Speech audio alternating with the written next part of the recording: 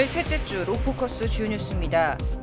30년 만에 오토바이 배기소음 기준을 강화하는 내용의 환경부 계획이 국무조정실 규제개혁위원회 문턱을 못 넘어 무산됐습니다.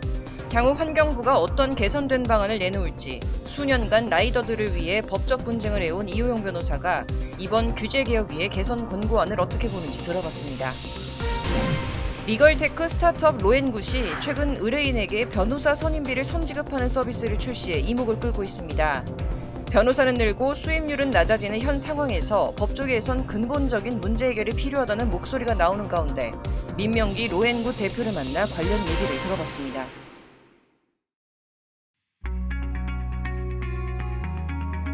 시청자 여러분 안녕하십니까? 로포커스 시작하겠습니다. 법률방송은 오토바이 관련한 소식들을 수년째 꾸준히 보도해드리고 있습니다. 올해 초엔 환경부가 이륜차 소음 기준에 대한 한층 더 강화된 방안을 내놓으면서 또다시 라이더들의 강한 반발을 샀던 내용도 전해드렸었습니다. 그런데 최근 규제개혁위원회가 이 같은 환경부 결단에 대해 재검토하라고 제동을 걸면서 상황이 반전을 맞는 모양새인데요. 환경부는 앞으로 어떤 개선된 방안을 내놓을지, 그리고 오랜 시간 라이더들을 위해 법적 분쟁을 해온 이호영 변호사는 이번 규제개혁위의 개선 권고안을 어떻게 보는지 들어봤습니다. 소음 피해를 줄이기 위해 제작, 운행 이륜 자동차의 소음 허용 기준을 개선하고자 함. 지난 2월 환경부가 입법 예고했던 소음진동관리법 시행규칙 개정안입니다. 정부가 1993년부터 유지돼온 오토바이 배기소음 기준 개정에 나선 건데 30년 만에 기준을 바꾸려는 이유는 무엇일까? 바로 코로나19 장기화로 급증한 배달 때문입니다. 코로나19가 유행하기 시작한 지난 2020년부터 음식 배달 등이 늘어나면서 이륜차 소음 민원도 덩달아 증가했습니다. 전국 지방자치단체가 접수한 이륜차 소음 민원은 2021년과 2020년 각각 2,154건과 1,473건으로 코로나19가 유행하기 전인 2019년과 2018년보다 월등히 많아졌습니다. 개정안을 들여다보면 이륜차 배기소음 허용기준 개선이라는 제목의 표 하나가 눈에 들어옵니다. 구체적으로는 현행 102에서 105dB로 정해진 배기소음을 배기량에 따라 86에서 95dB로 더 낮추겠다는 게 골자입니다. 한마디로 소음 기준 규제를 더 강화한다는 건데 아예 오토바이 제작 단계에서부터 95dB를 넘지 못하도록 하겠다는 겁니다. 환경부의 이 같은 입법 예고안이 발표되자 반대 의견이 쏟아졌습니다. 출고 그대로의 상태, 일명 순정 바이크도 규제 대상에 포함된다는 게 부당하다고 라이더들은 주장합니다. 멀쩡하게 합법적으로 수입 절차, 통관 절차 다 거쳐서 안전검사까지 다 받아서 합법적으로 세금을 내고 구입한 바이크인데 왜 이런 정책을 시행을 해서 심지어 순정 바이크거든요. 아무것도 손을 대지 않은 그런 상태인데도 순정 바이크임에도 불구하고 오늘 측정을 해보니까 95dB이 넘더라고요. 제가 순정이라 문제가 없다 생각하고 타고 다녔다가 적발이 됐다면 정말 하소연할 데도 없고. 이들은 한순간에 범법자가 됐다며 비싼 돈을 주고 구매한 바이크가 환경부 고시 하나로 한순간에 애물단지로 전락하게 됐다고 호소했습니다. 이제 원래 105라는 기준이 있었던 상태에서 이제 제가 중고로 구입을 하게 됐는데 하고 나서 이후에 이제 95dB로 바뀐다고 했었을 때는 솔직히 좀 참담한 기분이 들었었습니다. 이게 아무래도 원래 105dB에서 이제 순정으로 이제 문제가 없이 다녔던 차를 이제 갑작스럽게 이제 어떻게 보면 저는 이제 범법자가 되는 거다 보니까. 그런데 최근 절망적인 상태에 빠졌던 라이더들에게 희소식이 생겼습니다. 국무조정실 규제개혁위원회가 개정안 도입을 재검토하라는 권고를 내렸기 때문입니다. 규제개혁위는 이륜차 소음 피해를 저감해 국민의 정온한 생활 환경을 조성하고자 하는 규제 명분은 인정된다면서도 규제 목적과 수단 간의 인과관계 근거가 부족하고 이에 따른 실효성 또한 불분명해 보인다고 개선 권고 이유를 밝혔습니다. 특히 제조 단계부터 직접적인 규제를 하는 것은 규제 편익에 비해 과도한 비용을 초래하고 피규제자의 규제 수능도가 저하될 수 있다는 점도 문제점으로 꼽았습니다. 그러면서 지자체와 협조해 기존 이륜차에 대한 실효성 있는 정책을 우선적으로 검토해 시행할 필요가 있다고 규제개혁위는 결론 내렸습니다. 환경부는 규제개혁위의 권고를 수용하기로 했습니다. 일단 뭐 입장이야 이제 뭐 당연히 규제 강화가 좀 수용됐으면은 이제 그 좋았다는 입장이긴 한데 뭐 일단 좀 아쉬운 부분은 있습니다만은 이제 일단은 이제 그 규제개혁위원회에서 그렇게 권고한 내용에 대해서는 뭐 저희도 일단은 뭐 잘 검토해서 일단 존중을 해야 될 것 같고요. 수년간 라이더들의 권리를 위해 법적 대리를 해온 이호영 지음 법률사무소 변호사는 이번 규제개혁위의 개선 권고와 관련 이젠 국회가 나서야 할 차례라고 답했습니다. 다른 규제 수단을 도입하기 위해서는 규제를 어떤 근거를 지을 수 있는 근거 규정이 필요하거든요. 이런 거는 국회 차원에서 소음진동관리법에 이러한 규제의 근거를 반영해주는 입법을 해주는 것이 필요해 보입니다. 또한 이 변호사는 현재 환경부 고시에 따라 지역과 시간을 정해 고소음 이륜차 운행을 단속하고 있는 유일한 지자체인 광명시를 상대로 집단 소송을 준비하고 있음을 예고했습니다. 현행 법에 의해서 예를 들어서 95데시벨 초과 이륜차는 105데시벨 기준을 만족하면 이건 합법적인 이륜차입니다. 근데 그러한 합법적인 이륜차의 운행을 금지 제한하는 것은 대단히 위법한 처분이라고 할 수밖에 없고요. 이러한 위법한 처분을 취소시키는 소송을 제기하려고 하는 거고요. 향후 환경부가 어떤 식으로 개선 권고를 이행할지 이목이 집중되는 가운데 환경부 측은 지자체와 함께 사후관리 강화에 집중하겠다고 전했습니다. 저희의 그 아쉬운 건 별개의 문제로 저희도 좀 검토할 부분이 있다 보니까 우선은 이제 저희도 이제 지방자치단체하고 함께 소음 관리에 대해서 일단 사후 관리를 좀 강화를 해야 될 필요성이 있을 것 같고요. 향후 그러면은 이제 어떻게 이제 그러면은 이 규제를 갖다가 이제 개선할지에 대해서는 저희도 조금 더 이제 차분하게 좀 시간을 두고 다시 좀 이제 검토를 해야 될 것 같습니다. 법률방송 신세아입니다.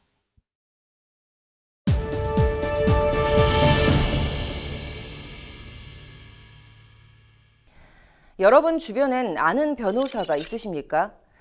민사소송에서 변호사를 선임하지 않고 홀로 싸우는 국민이 10명 중 7명에 달한다는 법원 통계도 있는데요.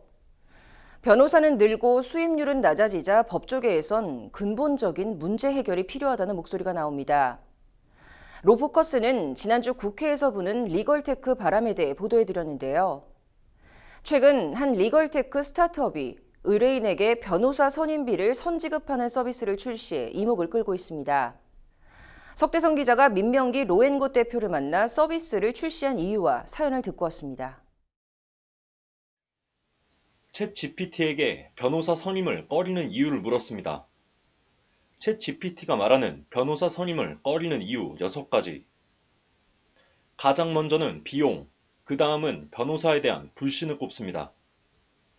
사건 당사자가 정서적 부담을 느끼는 것, 그리고 다른 대안이 있다는 것도 변호사를 찾지 않는 이유로 분석합니다.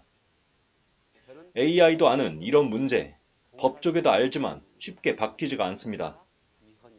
현재 등록된 변호사는 전국적으로 33,000명, 10년 전에 비해 2배 이상 늘었고 국민 10,000명당 변호사 수는 5명을 기록하고 있습니다. 국민 10,000명당 변호사 수가 41명인 미국과 비교하면 절반의 절반이지만 국내 법률 시장에선 변호사 수가 이미 포화라는 투정이 나옵니다. 사건은 늘지만 변호사 선임 비율은 여전히 저조해서입니다. AI가 말한 것처럼 비용이 많이 들고 변호사에 대한 신뢰가 없으니 선임을 망설이다 나 홀로 소송에 들어가는 겁니다. 리걸테크 스타트업 로엔굿. 이런 문제 해결을 위해 소송금융 서비스를 출시했습니다. 회사가 의뢰인에게 변호사 선임비를 먼저 주면 의뢰인은 최종 승소 후 사전 약정금을 회사에 주는 방식입니다. 패소 시엔 회사 손실로 처리해 의뢰인 부담을 줄였습니다. 예를 들면 은행에 간다고 해도 내가 이렇게 승소 가능성이 높은 사건을 할 테니까 뭐 대출해 주세요 라고 하면 은행에서 대출을 받기도 굉장히 어렵고요. 또 은행에서 대출을 받으면 최종적으로 패소를 하게 돼도 결국은 상환을 해야 되기 때문에 그게 의뢰인들에게 굉장히 큰 고통으로 이제 이중적인 고통으로 다가올 수 있거든요. 의뢰인의 경제적 부담을 최소화해주는 이 서비스. 출시한 본래 목적은 국민이 느끼는 법조계에 대한 거리감을 해소하기 위해서였습니다. 전북 부안에서 법무관으로 있던 시절 절실히 느꼈다고 합니다. 나홀로 소송이 더 빨리 늘어요. 근데 제가 이걸 플랫폼을 해보니까 알겠어요, 왜 그런지. 변호사가 의뢰인한테 너무 멀리 있어요. 젓갈대금 소송도 상담하고 너무 아로니아 판매하는 것도 다 같이 봐보고 여러 생활법률 일들을 다루면서 대한민국의 일반적인 국민들의 수준이 변호사가 너무 어렵게 느낄 수밖에 없겠다라는 생각을 되게 많이 했고, 출시부터 반응이 좋다는 소송금융 서비스. 회사가 수입 영업을 대신해주니 소송 대리인은 변호, 본연 업무에 집중할 수 있습니다. 변호사에 대한 신뢰가 높아질 거란 기대감도 나타냅니다. 확신을 가질 수 있었던 이유는 가장 첫 번째는 고객 반응입니다. 변호사들이 원래의 전문성에 집중하는 형태로 사업을 운영할 수가 없고 법률 서비스의 질이 떨어지는 그 부분이 결국 가장 근본적인 문제라고 저는 봤거든요. 저가로 수임을 한다거나 또는 실제 선임에 이르는 영업에 너무 큰 힘을 들이실 필요 없이 정말 소송에 이기는 그 전문성에만 집중하실 수 있게 해드리는 부분이 있습니다. 가장 큰 걸림돌은 적극 독려해도 모자랄 변협이었습니다. 최근 타다의 대법원 무죄 확정으로 리걸테크 업계에 더 예민해진 변협. 민 대표는 변협이 오히려 급변하는 판에 주도권을 잡고 지침을 제시해달라고 요청했습니다. 기술의 발전이 너무나 빨라서 이거를 더 이상 막을 수는 없다고 저는 생각하고, 오히려 저는 변호사로서 변호사협회에 부탁드리고 싶은 것은 변호사협회가 가이드라인을 만들어서 오히려 이 판의 주인이 돼야 됩니다. 오히려 달라지는 흐름을 변호사협회가 주인이 되어서 질서를 만들어야지, 어쩔 수 없이 변화하는 이 흐름 속에서 변호사협회가 주도권을 갖고 가이드라인을 만들어 주시기를 간곡히 요청드립니다. 사건 데이터 5만 개, 제한 데이터 30만 개. 민 대표는 현재 이혼 분야 챗봇도 론칭했습니다. 의뢰인과 변호사가 너무 멀리 있다, 그걸 가깝게 해주고 싶다라는 것에서 AI나 기술이 일조할 수 있는 부분이 꽤 많다고 느꼈고요. 변호사님을 만나기 부담스럽다는 말씀을 너무 많이 하세요. 간극을 AI가 메워준다면 그것을 보고 의뢰인들은 조금 더 변호사에게 다가갈. 사업 초기 보조금 부정수급으로 논란이 되기도 했던 민 대표. 실수를 인정하며 더 좋은 서비스로 보답하겠다고 말합니다. 또 제가 플랫폼을 유지하고 의뢰인과 변호사가 같이 있기를 바라는 것은 결국 법률 영역은 좋은 변호사님이 있어야 의뢰인의 분쟁이 최종적으로 해결됩니다. 의뢰인이 필요한 법률 서비스를 모두 누릴 수 있는 플랫폼을 만들고 그 안에 좋은 변호사님들이 많이 계시는 것을 목표로 하고 있습니다. 설문조사 결과 주변에 아는 변호사가 없는 국민은 10명 중 7명. 절대적 숫자는 늘었지만 불량, 부실도 늘어나는 현실. 멈출 수 없는 리걸테크 바람이 법조계를 선순환시키는 촉매제가 될지 관심이 쏠립니다. 법률방송 석대성입니다. 지난 2009년 노동자들의 파업으로 손해를 봤다며 쌍용 자동차가 노동조합을 상대로 낸 손해배상 소송에서 대법원이 노조 측 손을 들어줬습니다. 15일 대법원 3부는 쌍용차가 금속노조를 상대로 낸 손해배상 청구 소송 상고심에서 금속노조가 회사에 33억 1,140만 원과 지연 손해금을 지급하라고 판결한 원심을 깨고 사건을 서울고법에 다시 돌려보냈습니다. 대법원은 이 사건 파업이 정당성의 한계를 벗어났으므로 금속노조는 그로 인한 쌍용차의 손해를 배상할 책임이 있다고 본 원심의 판단에는 잘못이 없다고 판시했습니다. 다만 대법원은 쌍용차가 2019년 12월쯤 파업에 복귀한 노동자들에게 지급한 18억 8,200만 원을 파업과 상당한 인과관계가 있는 손해라고 보기 어렵다고 봤습니다. 대법원은 이 사건 파업 기간에 노동을 제공하지 않은 노동자들에게 해당 기간에 대한 임금을 지급할 의무가 없다며 이 사건 금원이 파업으로 인해 쌍용차가 입은 손해의 원상 회복이나 후속 손해의 방지 등을 위해 지출한 비용이라고 보기도 어렵다고 설명했습니다. 해당 소송은 지난 2008년 쌍용차가 금융위기로 인한 회생 절차에 돌입하면서 구조조정 계획을 마련했는데 당시 금속노조 쌍용차 지부 조합원들은 이에 불복해 수개월간 공장에서 점거 파업을 벌이면서 시작됐습니다. 2009년 5월 말경 총파업에 들어간 노조는 쌍용차 평택시 본사 공장을 봉쇄하고 77일간 파업을 이어갔고 이 기간 동안 쌍용차 공장은 전면적으로 중단됐습니다. 이에 노조의 불법 점거 농성으로 쌍용차는 막대한 손해를 입었다며 금속노조를 상대로 100억 원대의 손해배상 소송을 제기했던 사건입니다.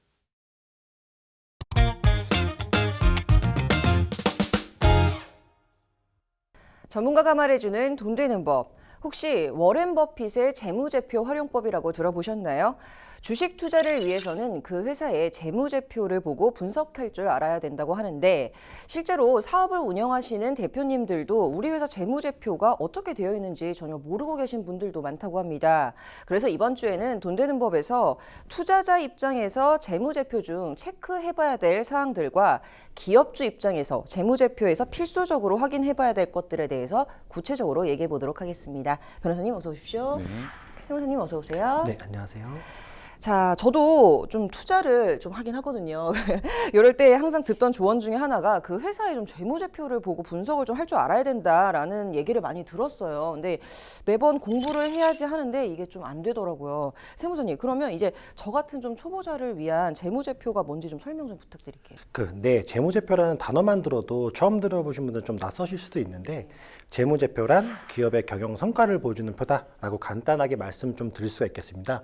일종의 이제 기업의 성적표와 같다고 설명을 좀 드릴 수가 있는데요. 재무제표에도 여러 가지 종류가 있겠지만 익숙치 않은 분들을 위해서 제가 재무상태표, 손익계산서 두 가지 서식만 체크를 좀 해보시면 됩니다. 손익계산서란 기업의 경영 성과를 한눈에 나타내는 표다라고 말씀드릴 수가 있겠는데요. 손익계산서 중에서는 이제 매출을 통해서 내가 얼마를 벌었고, 그리고 그 중에서 비용을 통해 가지고 내가 얼마를 썼고, 그렇게 나서 당기순이익을 보면 얼마를 벌었는지를 알 수 있는 게 손익계산서다라고 설명을 좀 드릴 수가 있겠습니다. 반대로 이제 재무상태표란 특정 시점에 그 회사가 가지고 있는 자산과 부채에 대한 내용을 확인할 수 있는 서식입니다.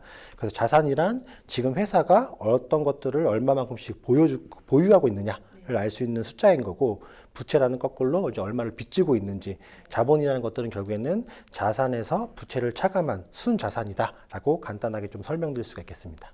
좀 단어를 들어보면 많이 들어본 단어라서 알 것 같으면서도 좀 어려운데요. 세무사님 말씀대로라면 이 손익계산서라는 거는 매출과 비용을 알 수 있는 거고 재무상태표라는 거는 자산이나 뭐 부채 현황 같은 거를 알려주는 것이다라는 거라고 설명을 해주신 것 같습니다. 자, 변호사님, 만약에 이 회사의 손익계산서와 재무상태표를 본다면 어느 부분을 가장 좀 눈여겨봐야 될까요? 네, 모든 것을 절대적으로 말할 수는 없겠지만 손익계산서에서는 이제 영업이익을 먼저 좀 체크를 해보셔야 됩니다. 결국 기업이 영업활동을 통해서 얼만큼 벌었는지 확인할 수 있는 것이 바로 이 영업이익이기 때문입니다. 예를 들어서 회사가 당기순이익이 100억이다 라고 이렇게 하더라도 실제로 영업활동을 벌어들인 수익은 마이너스 200억이고, 그리고 자산을 팔아서 300억을 벌었다고 하면 이 회사는 좀 전망이 밝진 않다, 이렇게 생각할 수 있겠죠. 그리고 재무상태표에서는 유동자산과 유동부채를 또 한번 확인해 보셔야 되는데요. 유동자산이란 간단히 설명해서 금방 현금화할 수 있는 자산을 말하는 것이고, 유동부채란 곧 갚아야 할 그런 부채를 말하는 것입니다. 따라서 유동자산이 비율이 높을수록 좀 안전한 회사고, 반대로 유동부채의 비율이 높을수록 좋지 않다는 것입니다. 네. 그렇다면 이제 이 손익계산서에서는 영업이익과 재무상태표에서 유동자산, 이 유동부채를 좀 눈여겨봐야 될 것 같습니다. 자, 이렇게 일반인 입장에서 재무제표 보는 거 말고 회사를 이제 운영하시는 분들, 이 회사 재무제표를 좀 잘 체크를 해봐야 되겠죠? 네, 방금 저희가 투자자의 입장에서 회사의 재무제표라는 걸 보면서 그 회사의 성과, 즉 얼만큼 잘하고 있는지를 평가하는 것들을 이제 재무제표가 중요하다라고 설명을 드렸던 것처럼, 근데 많은 대표님들이 본인의 회사가 정말 어떻게 재무제표가 마감되어 있는지, 그리고 실제로 내 재무제표가 어떻게 되는지 지금까지 한 번도 보지 못하신 분들도 굉장히 많거든요. 그래서 세금의 신고가 마감되기 전에는 회사의 재무제표가 어떻게 작성되어 있고, 그리고 실제로 우리 회사의 재무제표라는 것들이 어떻게 마감이 되어 있는지를 꼭 한번 체크를 한번 해보십니다.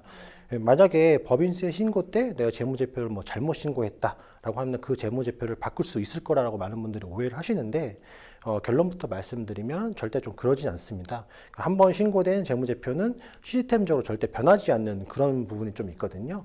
추후에 내가 이것을 뭐 잘못했기 때문에 아무리 수정을 하려고 해도 할 수가 없습니다. 저희가 대학교 때는 예를 들어서 학점을 뭐 F학점이 나와보면 재수강을 통해 가서 F학점 지우고 A학점을 바꿀 수 있잖아요. 근데 반면에 재무제표는 한 번 신고하면 절대로 바꿀 수 없다는 부분을 통해서 정말 중요한 것이라는 걸 꼭 명심하시기 바랍니다. 네, 이 재무제표가 회사의 성적표라는 말이 맞는 것 같습니다. 그렇다면 이 회사를 운영하거나 뭐 관리하시는 분들의 이 재무제표 중에 어떤 것들을 유의 깊게 봐야 될까요? 네, 그 손익계산서에서 가장 중요한 것은 당기순이익이라고 좀 설명을 좀 드릴 수가 있겠습니다. 그 대표님들 중에 당기순이익이 단순하게 뭐 0보다 이하, 즉 저희가 그걸 결손이라고 표현을 하는데 그렇게 되고 나면 세금을 안 낸다고 오히려 좋아하시는 분들도 있는데 결손이라고 한다면 회사 운영에 큰 어려움을 겪을 수가 있습니다. 만약에 회사의 재무제표가 결손으로 마무리된다라고 한다면 그 가장 먼저 금융기관에서 대출을 상환을 해야 되는 재무적인 리스크가 바로 발생할 수가 있겠습니다. 그래서 만약에 내가 결손이 예상된다라고 한다면 혹시나 감가상각비 같은 비용들을 반영해서 결손을 피할 수 있지 않을까라는 부분들도 꼭 한번 체크를 한번 해보시기 바랍니다. 네, 그리고 제가 조금 이어서 설명드리면 재무제표는 기업이 자산과 이제 부채 현황을 보여주는 지표라서 부회부채나 아니면 부실자산 뭐 이런 것들이 있는지 꼭 체크를 해보셔야 됩니다. 부실자산이란 이제 재무상태표에 이제 자산 항목에 좀 반영은 되어 있지만 가계급금처럼 오히려 이제 재무제표에 없는 것보다 좀 못한 그런 자산들이 있습니다. 특히나 이제 건설업과 같은 업종들 같은 경우에는 실질 자본이 일정 기준 금액 이상이어야 되기 때문에 더욱더 주의 깊게 좀 확인해 보실 필요가 있습니다. 그 부회부채라는 건 이제 부실자산이랑 반대로 실제로는 이제 부채가 있는데 재무제표에 이제 반영되지 못한 그런 것들입니다. 앞서 이제 금융기관 차입금에 대해서 이제 말씀드리면 예를 들어서 이제 금융기관 부채가 5억이다. 근데 이제 재무제표에 1억 원밖에 이제 반영이 안 돼 있다. 아무도 그 재무제표를 신뢰할 수 없게 됩니다. 그래서 이렇듯 불필요한 자산이 있는 건 아닌지 아니면 인식해야 될 부채가 누락된 건 아닌지 좀 체크를 해볼 필요가 있습니다. 참 이제 말씀을 들어보니까 재무제표가 정말 중요한 것이구나라는 거를 새삼 느끼게 됩니다. 요즘처럼 금리가 굉장히 많이 올라가는 상황에서 기업의 등급 관리를 위해서도 이 재무제표가 좀 중요하겠죠? 네, 그럼요. 저희가 대학교 때 아무래도 A학점을 받으면 D학점을 받은 것보다 학교 생활 좀 열심히 했구나 이런 좀 객관적인 평가를 좀 받을 수 있잖아요. 이것처럼 기업 평가를 할 때도 재무제표에 있는 단순한 숫자들을 이제 분석해서 그 기업이 얼만큼 좀 신뢰성이 있는지 아니면 좀 더 높은 점수를 받을 수 있는지를 분석을 하고도 합니다. 그래서 분석 방법에는 굉장히 다양한 수치가 있고 방법들이 좀 여러 가지가 있지만 가장 기본적으로 딱 3가지 부분만 좀 알고 계시면 됩니다. 첫 번째는 유동성 지표라고 하는 겁니다. 앞서 말씀드린 것처럼 유동 비율에 대해서 확인할 수 있는 지표로서 이게 낮은 숫자일수록 부채가 더 적다는 것들을 의미를 하는 수치거든요. 두 번째는 활동성 지표입니다. 이건 기업이 자산을 가지고 얼만큼 잘 벌어들이고 있는지를 확인할 수 있는 것일수록 높을수록 자산을 좀 더 잘 활용하고 있다라고 좀 말씀 좀 드릴 수가 있겠고요. 마지막으로 이자 보상 비율입니다. 기업이 영업 활동을 통해서 이자를 얼만큼 낼 수 있는지를 확인할 수 있는 지표이기 때문에 만약에 이자 보상 비율이 낮다라고 한다면 내가 기업이 영업 활동을 통해서도 겨우겨우 이자를 내고 있거나 뭐 이자를 내기도 어려운 상황이다라는 것을 알 수 있는 지표로 활용을 하시면 됩니다. 이러한 다양한 지표들을 활성화할 수 있는데 또 한 가지 말씀드린 게 이게 단순하게 높다고 무조건 좋은 것들은 아니거든요. 그래서 지표들에 따라서 높은 것들이 유리한 것도 있고 거꾸로 이제 낮은 것들이 유리한 거기 때문에 이 부분들도 꼭 한번 체크해 보셔서 적용해 보시기 바랍니다. 네, 오늘은 좀 투자자 입장에서 재무제표 분석부터 회사 운영자가 재무제표 작성 시에 좀 유의할 사항까지 얘기를 해봤는데요. 다음 주에 더 유익한 컨텐츠로 찾아뵙도록 하겠습니다. 감사합니다.